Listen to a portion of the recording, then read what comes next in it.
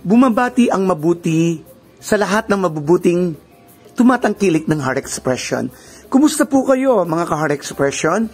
Ito po si Keffer DR, ang inyong lingkod, at patuloy po na nananabik sa inyo. Matagal man po akong hindi nakapag-upload ng video.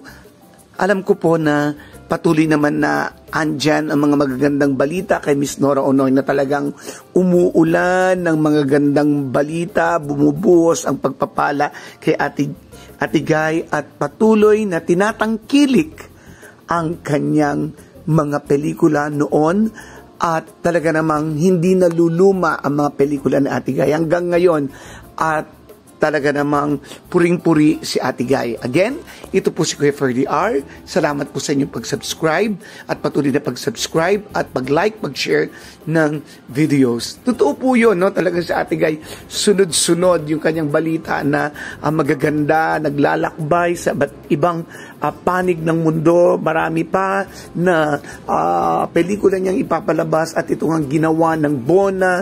Talagang si Bona, si Ate Guy, pinakilala niyang karapat-dapat siyang maging national artist at si Ate Guy ay talagang ang bansang Pilipinas talagang binabandera niya sa iba't ibang bansa kung gaano kagaling ang mga Pilipino, kung gaano kagaling, kahusay ang ating mga pelikula. And of course, Ate Guy, bilang isang magaling na actress, of course, talaga naman, no? Kasi nga, sabihin na nating greatest actress of all time at talagang best actress ng iba't ibang bansa na kanyang napagwagian. Ayan, patuloy pong tinatangkilik kanyang Bona at talagang yung mga kritiko ay pinupuri siya, no? Iba't ibang lahi ang nagbibigay parangal kay Ate Guy.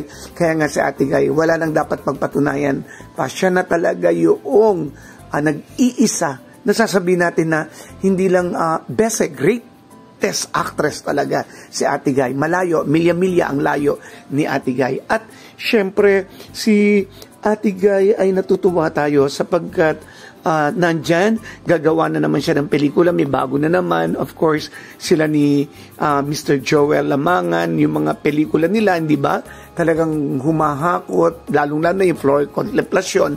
Alam naman natin na the story of Flor Contemplacion na talagang humakot ng award sa loob at labas ng bansa, yung mumuling umawit ang puso, hustisya, di ba? Tapos isa pang bahaghari. At talaga namang nakita natin yung himala, kasali rin doon si Mr. Joel Lamangan, ang director na mahusay, si Mr. Ricky Lee, na kapwa national artist. Ngayon, si Ate Guy gagawa na naman ng siyempre isang makabuluhang pelikula yan. Kaya abangan po natin yung pelikula na gagawin ni Ate Guy. Ay nako, sino kaya ang casting, no? Sino kaya ang magsisipagganap? Ano kayang title? Of course, at talagang ano kayang klaseng pelikula?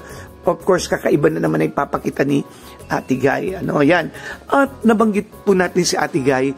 Alam niyo po, palagi ko po naiisip si Ate Guy ay talagang puring-puri ni Mr. Dr. Ong, ni Dr. Willie Ong at ni Dr. Lisa, di ba?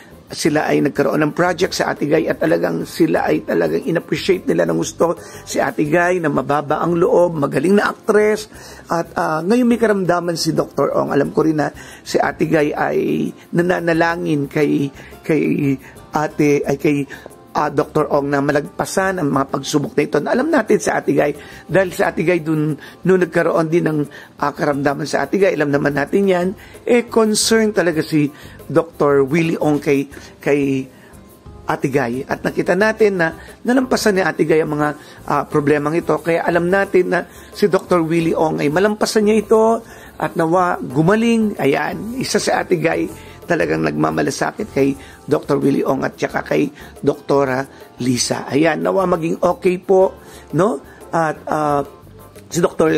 Ong. At punta tayo kay Miss Lea Salonga naman yung balita. Alam niyo po, no, si Miss Lea Salonga na talagang si Ate Guy ay gustong-gusto niya maging national artist. Si Miss Lea Salonga, dahil naman deserving naman talaga si Miss Lea Salonga, talagang isa sa nagpakilala rin sa bansang Pilipinas. Yung talent niya, yung mga awards niya na nakamit sa labas at loob ng bansa. Kaya talaga naman, ayan, si Ate Guy ay karapat dapat lang na talagang mamili dahil syempre alam ni Ate Guy yung tama. At isa pa karapat dapat naman talaga si Miss Lea Salonga. At nakakatuwa, si Miss Lea Salonga naman napakababa ng loob na talagang gusto niya rin ay isang kapangpangan na, no? Sabi yung kapangpangan, nakaka-proud, si Mr. Dolphy Aquison, no? At yan ang napupusuan niya na si ang Comedy King, no?